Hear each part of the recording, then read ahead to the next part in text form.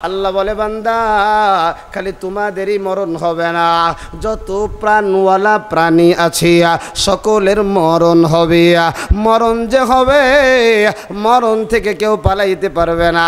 আল্লাহরে যদি এবার প্রশ্ন করি, আল্লাহ তুমি আমাদের মরণ দিবা বাংলাদেশে, আমরা বাংলাদেশে থাকবো না, বন্ধু রাষ্ট্র ভারতে চইলা যাব, বন্ধু রাষ্ট্র পাকিস্তানে চইলা যাব, সেইখানে তো তুমি আর মরণ পাঠাইতে পারবা না। আল্লাহ আমার জানাই قل لن ينفعكم الفرار إن فررتم من الموت أو القتل। আল্লাহ বলে গোলাম মরণ থেকে যতই পালাও, মরণ তোমায় লইবে ঘিরি, যদিও সুদূর আকাশ পানে পালাও যদি লাগাই সিরিয়া। মরণ থেকে পালানোর জন্য অনেক বাঙালি অসুস্থ হওয়ার পরে আমেরিকায় যায়, লন্ডনে যায়। আমরা কিন্তু দেখতে পাই বাজান লন্ডন থেকে প্রাণ নিয়ে আর ফিরে আসতে পারে না, এমন দেহ নিয়ে আসে লাশ, মানে এই দেহের মধ্যে আর প্রাণ নাই। তাহলে বুঝা গেল পালাইলে কোনো লাভ হবে না, কারণ মরণ যেই আজরাইল নিবে, আজরাইলের সামনে পুরা দুনিয়াটা একটা প্লেটের মতো আমার আল্লাহ করে দিয়েছেন। জোরে কোন সুবহানাল্লাহ, আরো জোরে বলেন সুবহানাল্লাহ। এজন্য বাজান মরণ কিন্তু সত্য। আল্লাহ আমার জানায়া দেয় কুল্লু নাফসিন যায়িকাতুল মাউত ওয়া ইন্নামা তুওয়াফাউনা উজুরাকুম ইয়াওমাল কিয়ামাহ ফামান যুহজিহা আনিন নার ওয়া উদখিলাল জান্নাতা ফাকাদ ফাজ ওয়া মাল হায়াতুদ দুনিয়া ইল্লা মাতাউল গুরুর। আল্লাহ বলে প্রত্যেক প্রাণীরই মরণ হবে, তাহলে আমাদের কিন্তু মরণ হবে। বাজান মরণটা কোন হালতে হবে? আমি যে হালতে আছি আমার মরণটা কিন্তু সেই হালতে হবে। এখন যদি আমরা চিন্তা করি, আহারে আমার বয়স তো মাত্র 50 বছর, আমি মনে হয় আরও 20 বছর মানে 70 বছর পর্যন্ত বাঁচব, আমি পরবর্তী আল্লাহর কাছে গুনাহ টুনা সব সাফ কইরা নেব। আমি একটা প্রশ্ন করতে চাই, কার কখন মরণ হবে আপনারা কি কেউ জানেন? জোরে জোরে জোরে। এই যে কথা বলতেছি, কত বক্তারা দেখেছি কথা বলা অবস্থায় দুনিয়া থেকে বিদায় হয়ে গেছে, কত শ্রোতা কথা শোনা অবস্থায় বিদায় হয়ে গেছে। নীলফামারীতে মাহফিলে বয়ান চলতেছে, রাত তখন বাজে 1:20 মিনিট। বয়ানের মাঝে হঠাৎ করে একজন এসে বলে, হুজুর মহিলা প্যান্ডেল থেকে আল্লাহর এক বান্দি এই মাত্র বয়ান শোনা অবস্থায় দুনিয়া থেকে বিদায় হয়ে গিয়েছে। আরে যুবক ভাই, ও কলিজার টুকরা বুড়া বাবা, পর্দার আড়ালে আমার মাগো, জীবনের শেষ বয়ান কইরা, জীবনের শেষ বয়ান মনে কইরা একটু বয়ানটা শোনে না। আমার পরে গোটা বাংলাদেশের বিশিষ্ট আলেমে দ্বীন তিনি বয়ান করবেন, একটু দিলটা লাগায়া বয়ান শুনবেন রে বাজান। মানুষ, কত মানুষ গুনাহগার, আল্লাহওয়ালা দের বয়ান শুনে, আল্লামা নাসির সাহেব হুজুরের বয়ান শুনে আল্লাহর হেদায়েত পেয়ে গেল। আমি কেন পাইলাম না? কারণ বয়ানে বসার আগে আমার নিয়তটা ভালো ছিল না। ও যুবক ভাই, আবু জাহেলের কাছে আমার নবী প্রায় 350 বারের ও বেশি দাওয়াত দেওয়ার পর আবু জাহেলের কালিমা নসিব হয় না। আমার আল্লাহ খালি এতটুকু বলছে, আল্লাহ ও আমার যদি হেদায়েত দিয়ে দাও তাহলে আমি একটু খুশি হইয়া। আমার নবী বলতে দেরি, আমার আল্লাহর নবীর দোয়া কবুল করতে 1 সেকেন্ডও দেরি করে নাই। সুবহানাল্লাহ। এজন্য বাজান দিলের কানটা একটু লাগাইয়া বয়ান শোনো, মরণ তো হবে। মরণ আমাদের কোথায় হবে, কোন জায়গায় হবে কেউ জানে না। নবী আমার জানাইয়া দেয়,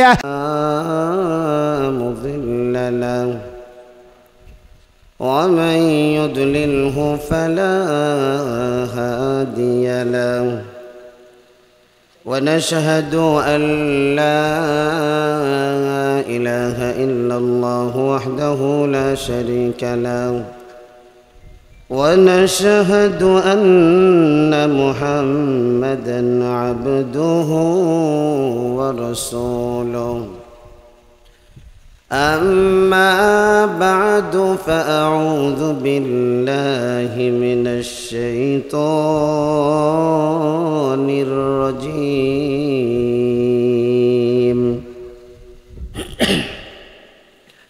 بسم الله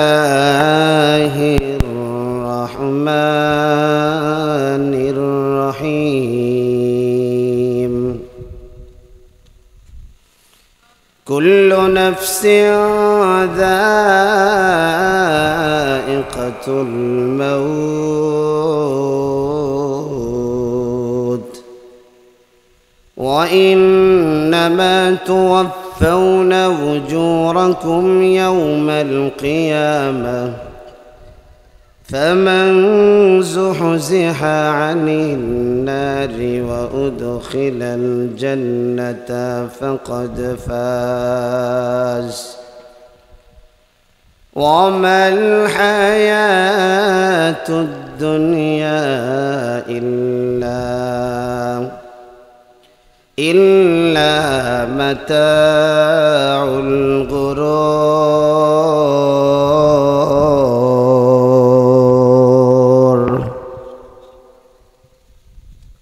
وقال صاحب القرآن رسول الله صلى الله عليه وسلم تموتون كما تحيون وتحشرون كما تموتون. صدق الله العلي العظيم وصدق رسوله النبي الكريم ونحن على ذلك من الشاهدين والشاكرين والذاكرين والحمد لله رب العالمين. اللهم صل على سيدنا ونبينا وشفيعنا وحبيبنا ومولانا محمد صلى الله عليه وعلى آله وأصحابه وبارك وسلم. بلغ العلا بكماله كشف الدجى بجماله حسنت جميع خصاله صلوا عليه وآله محبت ذكر قري لا إله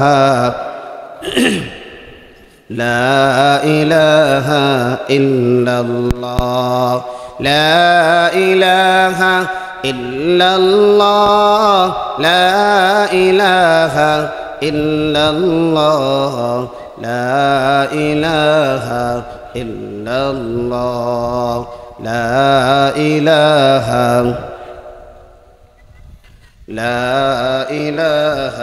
إلا الله لا إله لا إله إلا الله لا إله إلا الله لا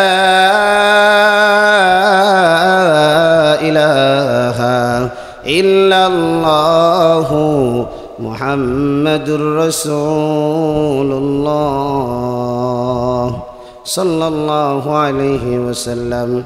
سبحانك لا علم لنا إلا ما علمتنا إنك أنت العليم الحكيم. رب اشرح لي صدري ويسر لي أمري واحلل عقدة من لساني يفقه قولي. আলহামদুলিল্লাহ, রাজপাট ইউনিয়ন উলামা পরিষদের উদ্যোগে আয়োজিত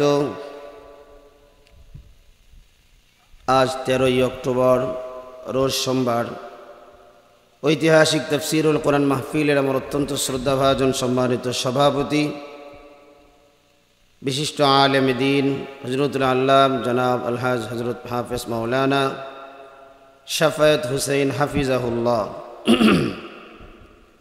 মঞ্চে উপবিষ্ট আছেন রাজপাট ইউনিয়ন উলামা পরিষদের সম্মানিত উপদেষ্টা বৃন্দ ও আমাদের সহযোদ্ধা ভাইয়েরা, সামনে উপবিষ্ট আছেন আল্লাহ পাকের জাকিরিন, আশিকিন, মুহিব্বিন, মুরব্বিয়ানে আওয়াম, কলিজার টুকরা যুবক বন্ধুগণ, স্নেহের ছোট ভাই, পর্দার আড়ালে অবস্থানরতা আমাদের সকলের শ্রদ্ধেয় সম্মানিতা পর্দানিশীল মা ও বোনেরা, আল্লাহ পাকের দরবারে অসংখ্য শুকর আদায় করছি যে আল্লাহ পাক অত্যন্ত দয়া করে মায়া করে আমাকে আপনাকে উলামা ইকরামের নিসবতে কোরআনের মহব্বতে জান্নাতের বাগানে বসার তৌফিক দান করেছেন। এজন্যে শুকরিয়াতান বলি আলহামদুলিল্লাহ। লক্ষ কোটি দুরুদ ও সালাম মানবতার মুক্তির দূত, মানবতার মুক্তির দিশারি, মরদুল আল মরদুদ রহমাতুল লিল আলামিন, খাতামুন নবিয়্যিন, সাইয়্যিদুস সাকালাইন, ইমামুল মুরসালিন জনাবে মুহাম্মদুর রাসূলুল্লাহ সাল্লাল্লাহু আলাইহি ওয়াসাল্লামের উপর।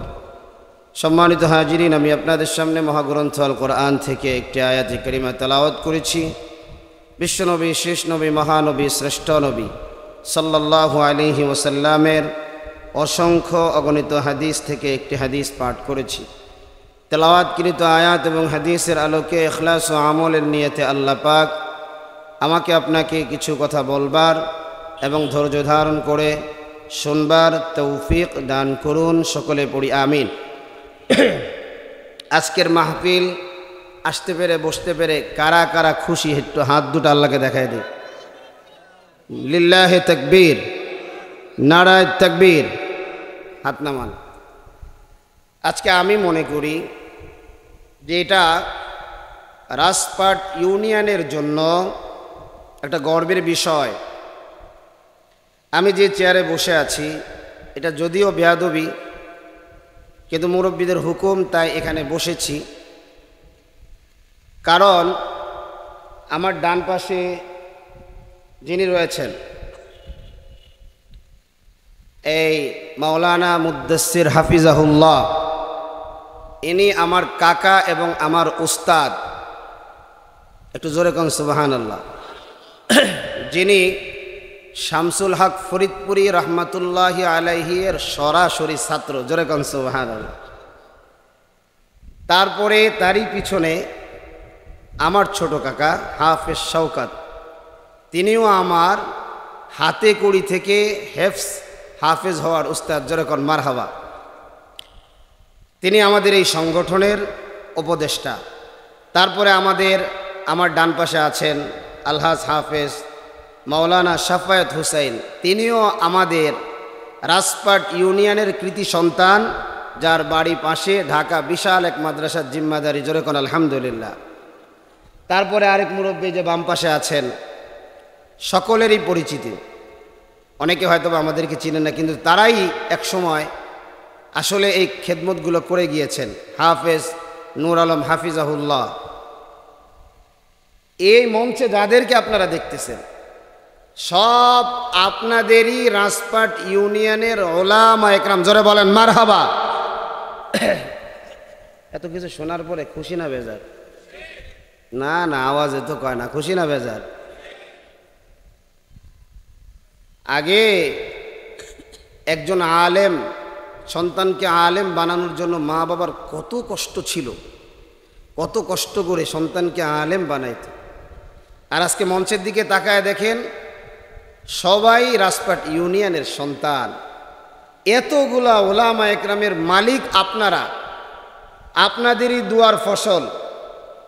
হয়তোবা আমরা অনেকেই অনেককে চিনি না।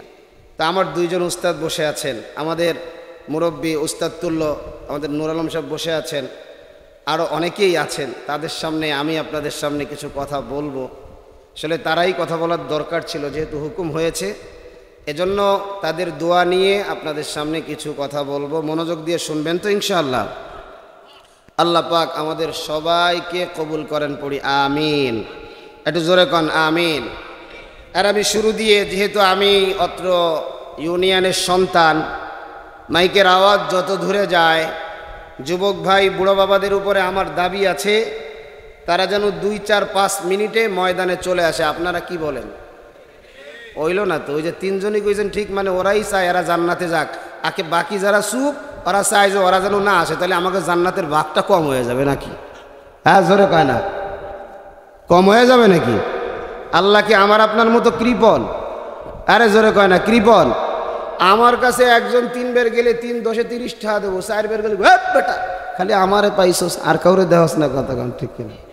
আর আমার আল্লাহ জানায় দেয়, আমার আদনা থেকে আদনা যেই গোলাম ঈমান নিয়ে কবরে আসবে, এমন দুনিয়ার 10টা দুনিয়ার সমান একটা জান্নাত দিয়ে দেব। আরো জোরে, আরো জোরে। আল্লাহ তো কৃপণ না রে বাজান, কৃপণ তো আমরা।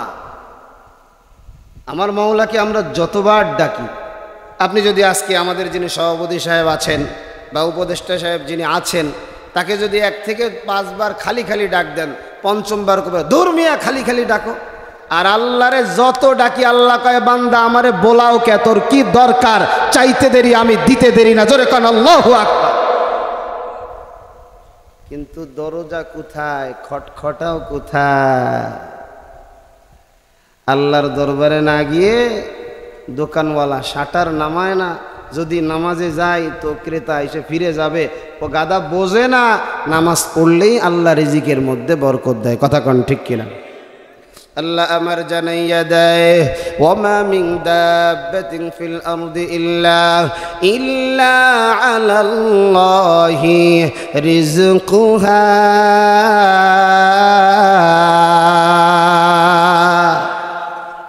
আল্লাহ বলেন, বান্দা আমি তোমাদেরকে রিজিক দেই। রিজিক কে দেয়?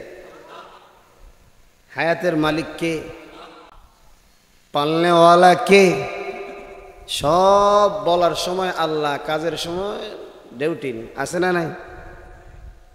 তাইলে ফজরের সময় মুসল্লি কয়জন? নিশ্চয়ই পুরো মসজিদ ভরে যায়। হ্যাঁ, আর যদি খালি একটু বৃষ্টি হয়, ইমাম সাহেব খালি ভয়তে ভয়তে নামাজ পড়ে, পিছন দিক দিয়ে আমার এনে কুত্তায় কামড়ায়, কারণ তার তো ডিউটি। আজান না দিলে ওই যে মুসল্লি একটা, ইমাম সাহেব আপনি ফজরের আজান দেন, আপনার কালকেতে চাকরি নাই, আছে না নাই?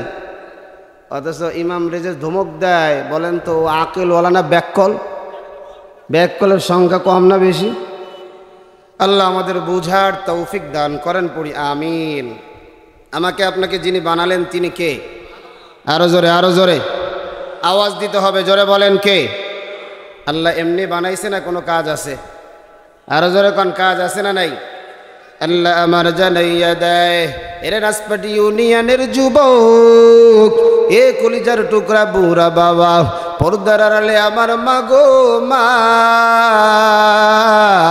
আমি আপনাদেরই সন্তান, আমার শরীরে আপনাদেরই রক্ত বহন করে।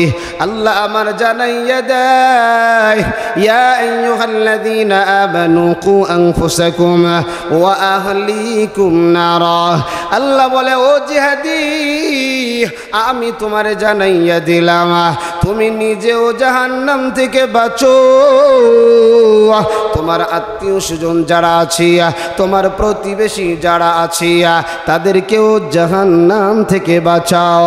এর যুবক, সারা বাংলাদেশে গুইরা গুইরা একটা কথা আমি বলিয়া বেড়াই, আমি রাজপাট ইউনিয়নের সন্তান, আমি গোপালগঞ্জের সন্তান, সুতরাং তারা সবাই হলো আমার পরিবার।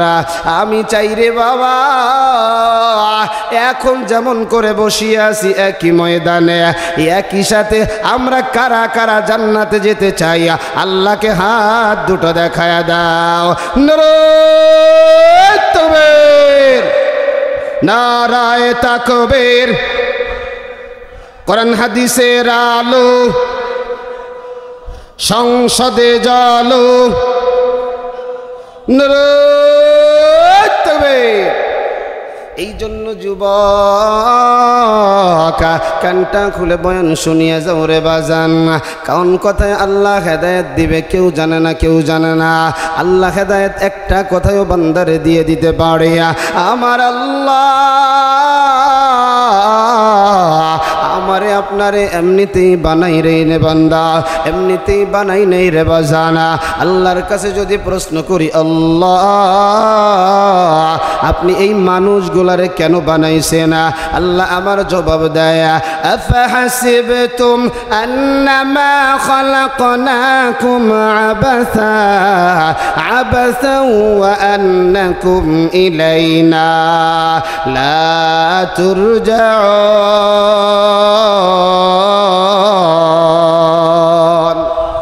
আল্লাহ বলে, গোলাম আমি তোমাদেরকে এমনিতেই বানাই নাই, অনর্থক আমি আল্লাহ বানাই নাই।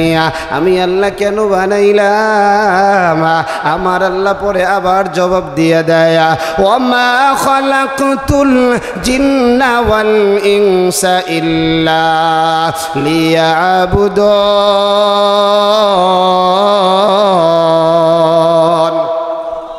আল্লাহ বলেন আমি বানানোর উদ্দেশ্য হলো ইবাদত করবা, দাসত্ব করবা, গোলামি করবা আমি আল্লাহর। জোরে কোন সুবহানাল্লাহ। ইবাদত হবে কার? আরো জোরে কোন। নামাজ পড়া কার ইবাদত? পর্দা ছাড়া কার ইবাদত? দেখছেন দেখছেন, পর্দা করা কার ইবাদত? একটু জোরে জোরে কয় হুজুর। এত ঠিকই, আমরা তো ঠিকই কইছি, কারণ এই পর্দা তো এখন আর নাই। পর্দার নাই। যাকাত দেওয়া কার ইবাদত? মুআমালাত মুআশারাতের মধ্যে ভালো ব্যবহার করা কার ইবাদত? হারাম থেকে বেঁচে থাকা কার ইবাদত? আমরা তো খালি মনে করি নামাজ আল্লাহর ইবাদত, আমরা মনে করি হজ আল্লাহর ইবাদত, আমরা মনে করি যাকাত আল্লাহর ইবাদত। শুধু মসজিদের মধ্যে আল্লাহর ইবাদতরে ঢোকায়া রাখছি। আমার পরিবারে, আমার ব্যক্তি জীবনে আল্লাহর ইবাদত নাই, আমার পারিবারিক জীবনে আল্লাহর ইবাদত নাই, আমার রাষ্ট্রীয় জীবনে আল্লাহর ইবাদত নাই, আমার আন্তর্জাতিক জীবনে আল্লাহর ইবাদত নাই। কথা বলেন ঠিক কিনা? যার কারণে আজকে যখন আমরা স্পষ্ট কথাগুলি বলি, তখন দেখা যায় কারো কারো শরীরে গাত্র দাহ শুরু হয়ে যায়। কথা কন ঠিক কিনা? আজকে ভাবতে অবাক লাগে, আমার ভাই কোট মসজিদ মাদ্রাসার মুহাদ্দিস মুফতি শফিকুল ইসলাম হাফিজাহুল্লাহ চমৎকার আলোচনা করেছেন। আজকে আমরা দেখতে পাই এক শ্রেণীর নামধারী মুসলমান, তারা কথা বলতে বলতে বলতে বলতে নবীদের ব্যাপারে আঙ্গুল ধরে যে নবীরা মাসুম না। জোরে বলেন নাউজুবিল্লাহ। এ তো ওই জারদ সন্তানের মতো, বা ওই সন্তানের মতো যেই সন্তানের বাবা ফ্যান সাইরে ঘুমাইছে আর লুঙ্গিটা বাতাসে উড়ে গেছে, সন্তান গিয়া রাজপাট বাজারের চৌরাস্তায় গিয়ে বলতেছে যে আমি দেখে আসলাম আমার বাবার সতরে কাপড় নাই। বলেন তো এটা আদবী সন্তান না বেয়াদবী সন্তান? আদব না বেয়াদব? আদব না বেয়াদব? তাহলে নবীদের যদি কোনো তাসামু হয়ে যায় আল্লাহ ক্ষমা করে দিয়েছেন। আল্লাহ সাহাবা একরাম যদি কোনো ভুল করে থাকে আল্লাহ নিজেই বলেছেন রাদিয়াল্লাহু আনহুম ওয়া রাদু আন। আর কোনো কথা থাকে? কথা বলেন। যেখানে আল্লাহ রাজি সেখানে আর কোনো কথা থাকে? আজকে আমার ভাবতে অবাক লাগে, আজকে আমার বিশ্ব নবীর শানে, রাহমাতুল লিল আলামিনের শানে, যেই নবীকে আমার আল্লাহ ইয়া রাসূল বলে ডাক দেয় নাই, যেই নবীকে আমার আল্লাহ ইয়া মুহাম্মদ বলে ডাক দেয় নাই, আজকে দেখা যায় নামদারি কিছু বাটপার টাইপের বক্তা আজকে এই নবীদের শানেও বেয়াদবি করছে। ঠিক কিনা বলো? দুঃখ লাগে কি পরিমাণ বেয়াদবি তারা শুরু করছে। এই যে কিছুদিন আগেই এক বক্তা বলছে নবী হলো সাংবাদিক। নাউজুবিল্লাহ বলেন। সাংবাদিক, বর্তমানে যে সাংবাদিক যারা আছে এরা সত্য কয় না মিথ্যা কয়? সত্য মিথ্যা দুয়াটা এক পক্ষে কথা কন কেন? সত্য মিথ্যে দুটোটা কয়। আর আমার নবী কোনো কিছু কি তার নিজ থেকে বলেছেন? আরো জোরে বলেন। নবী মানে মেসেঞ্জার, আর জার্নালিস্ট মানে সাংবাদিক। এরা এত ইংলিশ টকিং করে, মাঝে মাঝে ধাপধুপ করে ইংলিশ কয়, মনে করছে আর এক শব্দের 18টা শব্দার্থ বলে দিলেই বড় তাফসির কারক হয়ে যায়। সাবধান, মনে রাখবেন, যারা ইসলাম থেকে মানুষকে দূরে সরিয়ে নিয়েছে তারা সুকৌশলে সুন্দর চমকপ্রদ ভাষা দিয়েই মানুষকে দূরে সরাইছে। কথা বলেন ঠিক কিনা? বাংলাদেশে এমন কিছু বিজনেস আপনারা দেখছেন কিনা, চমকপ্রদ কিছু থিওরি দেয়, নিউয় যুবক, যে মুহূর্তের মধ্যে আপনি জায়গায় বসে কোটি টাকার মালিক, কিন্তু আজকে খুঁজেও সেই ধরনের অফিসও এখন খুঁজে পাওয়া যায় না। কথা বলেন ঠিক কিনা? আবার দেখেন, একটা জিনিস মনে করেন, এটা হলো পায়খানা, পায়খানার এখানে লেবেল লাগাই দিলাম ইসলামী পায়খানা, খাওয়া তো বৈধ। কথা কন ঠিক কিনা? আমার কথা বুঝতেছেন তো নাকি? বুঝতে কোনো কষ্ট হচ্ছে না? তো আজকে বহু জায়গার ভিতরে এরকম ইসলামী লাগায় দেওয়া হয়েছে, কিন্তু আসলে ভিতরে একবারে খালি খালি, কিচ্ছু নাই। আল্লাহ আমাদের বুঝার তৌফিক দান করেন, পড়ি আমিন। এই যে কয়েকদিন আগে শারদীয় দুর্গা পূজা গেল, এখানে গিয়ে এক ইসলামী দলের অনেক বড় নেতা তিনি বলেছেন রোজা আর পূজা সমান। জোরে কর নাউজুবিল্লাহ, আরো আরো আরো আরো জোরে। আল্লাহ আমাদের হেদায়েত দান করেন, পড়ি আমিন। এই জন্য বাজান বলছিলাম, সব জায়গা আল্লাহর ইবাদত করা লাগবে। একটা করব আরেকটা করব তা হবে না। আল্লাহ নিজেই বলেছেন, ইয়া আইয়ুহাল্লাযীনা আমানু দুখুলু ফিস সিলমি কাফা। আল্লাহ আমার জানায় দেয়, গোলাম ইসলামের মধ্যে তুমি পরিপূর্ণ দাখিল হয়ে যাও। একটা মানবা আরেকটা ছাড়বা তা হবে না। আপনাকে মেনে নিতে হবে নামাজ যেমন ফরজা, পর্দাও তেমন ফরজা, হালাল খাওয়াও ঠিক একই রকম ফরজা, হারাম থেকে বেঁচে থাকা ঠিক একই রকম ফরজা, যাকাতও ঠিক একই রকম ফরজা। কোনোটার সাথে কোনোটার কোনো কম নাই রে বাজানা। এবার আল্লাহর গোলামি আপনি কতদিন করবে না? এবার আমার মালিকের দাসত্ব আপনি কতদিন করবে না? আল্লাহর কাছে যদি প্রশ্ন করি, আল্লাহ আমরা আপনার কতদিন গোলামি করব, কতক্ষণ আপনার গোলামি করব? আল্লাহ আমার জানাইয়া দেয়, ওয়াবুদু রাব্বাকা হাত্তা ইয়াতিয়াকাল ইয়াকিন।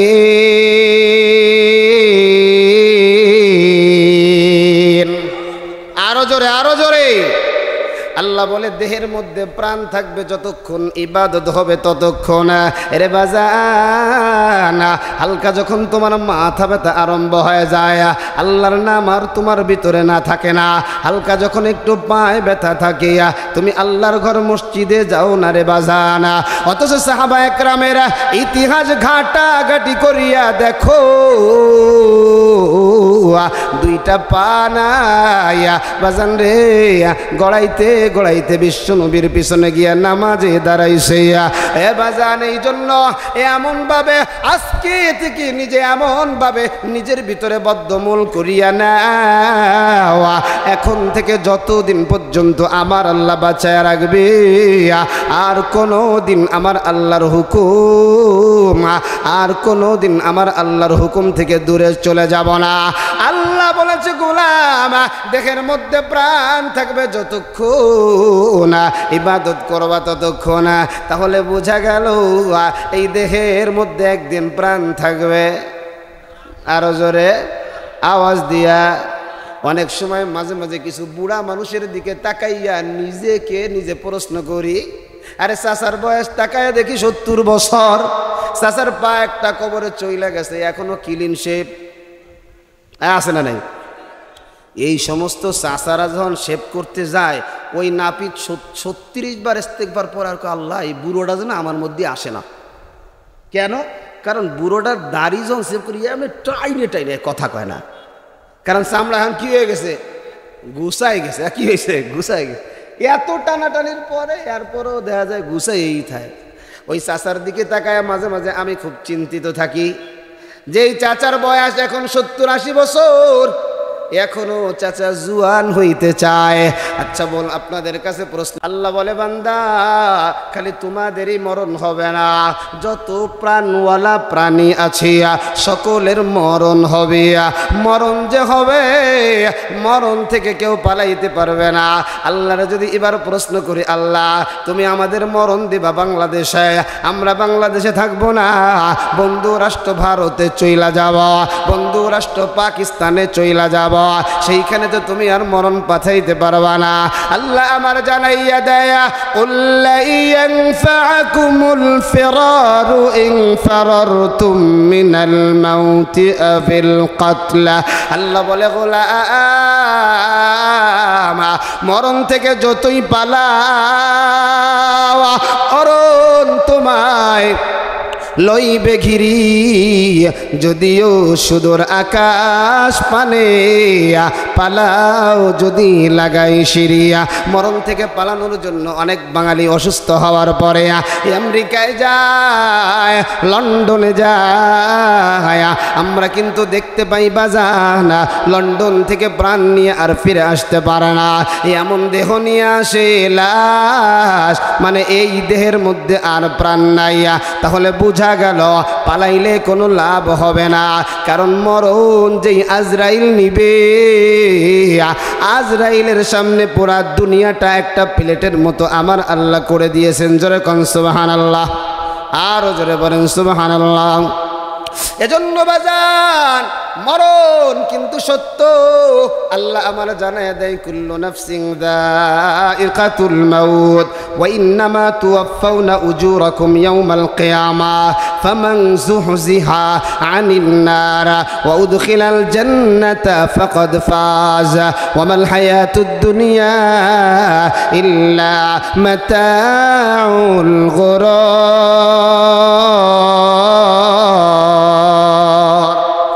আল্লাহ বলে প্রত্যেক প্রাণীরই মরণ হবে, তাহলে আমাদের কিন্তু মরণ হবে। বাজান মরণটা কোন হালতে হবে?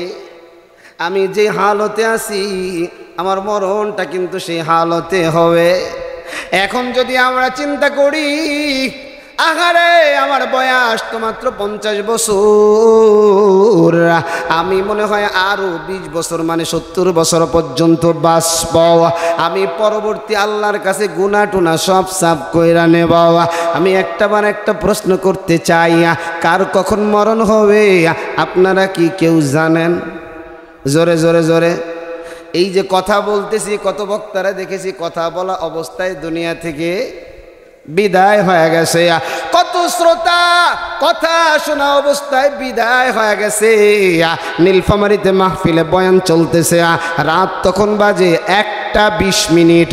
বয়ানের মাঝে হঠাৎ করে একজন এসে বলে, হুজুর মহিলা প্যান্ডেল থেকে আল্লাহর এক বান্দি এই মাত্র বয়ান শোনা অবস্থায় দুনিয়া থেকে বিদায় হয়ে গিয়েছে। আরে যুবক ভাই, ও কলিজার টুকরা বুড়া বাবা, পর্দার আড়ালে আমার মাগো জীবনের শেষ বয়ান কইরা, জীবনের শেষ বয়ান মনে কইরা একটু বয়ানটা শোনে না। আমার পরে গোটা বাংলাদেশের বিশিষ্ট আলেমে দ্বীন তিনি বয়ান করবেন, একটু দিলটা লাগায়া বয়ান শুনবেন রে বাজান।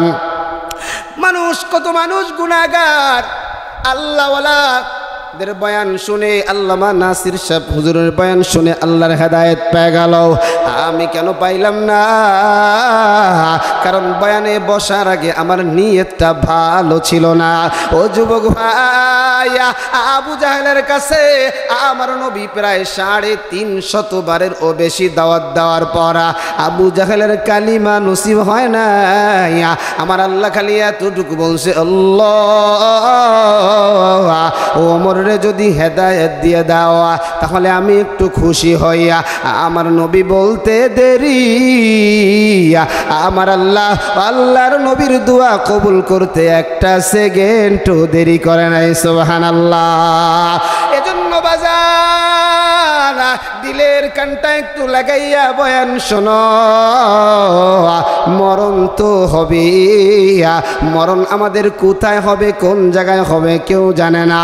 নবী আমার জানাইয়া দেয়, ইন্নাল আবদাল নবী আমার জানাইয়া দেয়, ওয়া ইন্নাল আবদাল মুমিনা, মুমিনের কখন মরণ হবে, কি অবস্থায় মুমিনের যখন মরণ হয়, কোন অবস্থায় মুমিনের মরণ হবে, বেঈমানের মরণ কোন অবস্থায় হবে, সব কিছু পয়গম্বর জানায় দিয়েছেন। এখন আমরা শুধু আপনাদের কাছে বিষয়টা একটু নকল করে জানায় দেই। আমাদের কিছু আমরা নিজ থেকে কোনো কিছু বলার ক্ষমতা নাই, আমরা শুধুমাত্র আপনাদের কাছে এতটুকু পেশ করিয়া নবীজির কথাগুলো নকল করিয়া করিয়া আপনাদের কাছে জানাইয়া দেই রে বাজানা। এই জন্য দিলটা নরম করিয়া বয়ানটা শোনো। একটু যদি দিলটা নরম হয়ে যায়, আর যদি দিলটা নরম হয়ে যদি চোখে এক ফোঁটা পানি আসে রে বাজানা, তাহলেই আমি আপনি আল্লাহর কাছে দামি হয়ে যাব। এরা যুবক ভাই, যদি বেঈমান বেনামাজি সুদখোর জিনাকার হইয়া যদি মরণের বিছানায় ধাপ করিয়া পড়িয়া যাইয়া, পয়গম্বর জানাইয়া দেয়, এটা আমার বানানো কথা না, ওলামায়ে কেরামের বানানো কথা না, পয়গম্বর জানাইয়া দেয়, বেঈমান বেনামাজি সুদখোর জিনাকারের সামনে যখন আজরাইল হাজির হয়ে যাবে, আজরাইলের একটা পা থাকবে আসমানে, আরেকটা পা থাকবে জমিনে, একটা হাত থাকবে মাশরিকে, আরেকটা হাত থাকবে মাগরিবে। আজরাইলের শরীরে লম্বা লম্বা পশম থাকবে, আর প্রত্যেকটা পশমের গোড়া দিয়া আগুনের ঝিলকি বের হবে রে বাজান। আজরাইলের চোখ এত বড় বড় হবে, চোখটা দিয়া যখন ঘুরাইয়া ঘুরাইয়া তাকাবে, বেঈমানের আত্মাটা 360টা মাকামের ভিতরে খালি দৌড়ায়া বেড়ায়া ধরা দিতে চায় না। এই জন্যই তো বাজান দেখা যায় অনেকের মরণের আগে জায়গায় পেশাব করিয়া দেয়, অনেকের মরণের আগে দেখবেন চোখগুলা উল্টায় যায়, অনেকে মরণের আগে দেখবেন লাফালাফি করে, মানে আজরাইলের বড় ভয়, ভয়ঙ্কর একটা অবস্থায় আজরাইলকে যখন দেখিয়া যায় আর আল্লাহর বান্দা সহ্য করতে পারে না। আমার আল্লাহ আজরাইলকে ডাকিয়া ডাকিয়া বলে, ও আজরাইল, এইটা আমার নেমো খারাপ, এইটা আমার নাফরমান বান্দা, এর চেহারাটা আমি নিজ হাত দিয়ে বানাইছিলাম, এর এই তো আমি 2টা হাত দিয়েছিলাম, এর পিছনেই তো হাজার হাজার ফেরেশতাদেরকে দিয়ে এদের খাবার আমি তৈরি করেছিলাম, কিন্তু দুনিয়ায় থাকতে আমি আল্লাহর গোলামি করে নাই, আমি আল্লাহর দাসত্ব করে না। আজরাইল রে, এর শেষ ঠিকানা হবে জাহান্নাম, সুতরাং একটু তার সামনে জাহান্নামটা একটু তুলিয়া ধরা। আজরাইল যখন ওই নাফরমানের সামনে যখন জাহান্নামটা দূরবীরে বাজানা, আল্লাহর বান্দা বান্দি তাকায় দেবে, সবগুলা লাফায়া লাফায়া আসে, বিচ্ছুগুলা লাফায়া লাফায়া আসে, আল্লাহর বান্দার মৃত্যুর যন্ত্রণা আরো বেড়ে যায়, আরো বেড়ে যায়। এমন সময় আল্লাহর বান্দার কলিজার ভিতরে যখন আজরাইল আঘাত করে, এই দেহের মধ্যে আঘাত করার সাথে সাথে বান্দার কলিজার রগগুলা টাস টাস করে সিরিয়া যাবে। আজরাইল যখন প্রাণ পাখিটা তার হাতে নিয়ে নিবে রে বাজান, আহারে আমার আপনার সন্তানগুলো আমার আপনার পাশে বৈশা বৈশা কাঁদবে, আমার আপনার লাশটা দৌড়াদৌড়ি করিয়া জমিনের ভিতরে টান টান করে শোয়া রাখবে, মাথার নিচ থেকে বালিশটাও নিয়ে যাইবে, পিঠের নিচ থেকে তোষকটাও সরায় ফেলবে। আকারে আমার 1.5 বছর 2 বছরের সন্তানটা আবার মাথা ধরে ধাক্কা দিয়ে বলে, আর বাবা এমন ঘুমান তুমি ঘুমাইছো আর বুঝি আমার ডাক শুনবা না বাজান। কেউ আর আমারে রাখতে চায় না। আমার স্ত্রী আমারে ছাড়া ঘুমাইতো না, সেই স্ত্রীও এখন আমারে দেখে ভয় করে। আমার সন্তানরাও আমারে রাখতে চায় না। সন্তানগুলা প্রস্তুত করে কিভাবে আমারে তাড়াতাড়ি দুনিয়া থেকে বিদায় করা যায়। আমি আপনি যদি বেঈমান হয়ে মরিয়ে যাই, আমি আপনি এই সন্তানগুলারে ডাকিয়ে ডাকিয়ে বলবো, এ আমার সন্তানের দল, আমি কি অন্যায় করলাম আমারে ওই কবরের ভিতরে ঢুকে দিতেছ। ওই কবরের ভিতরে যে ওই কবরের ভিতরে যে বিচ্ছু, পয়গম্বর জানাইয়া দেয়, আরে উম্মতের দল, বেঈমান বেনামাজি সুদখোর জিনাকার হয়ে যদি মরিয়া যায়, ওই কবরের ভিতরে যখন তোমাদেরকে ঢুকাইয়া দেওয়া হবে, কবরের মধ্যে তিনটা শাস্তি আরম্ভ হয়ে যাবে। এক নম্বর, কবরের ভিতরে শাস্তি রে বাজার, ডান পাশের মাটি এত জোরে বাম দিকে চাপ মারবে, একটা পাঁজরের হাড্ডি আর একটা পাঁজরের ভিতরে ঢুইকে যাবে, হাড় গুলা মরমর করিয়া ভাঙ্গিয়া যাবে।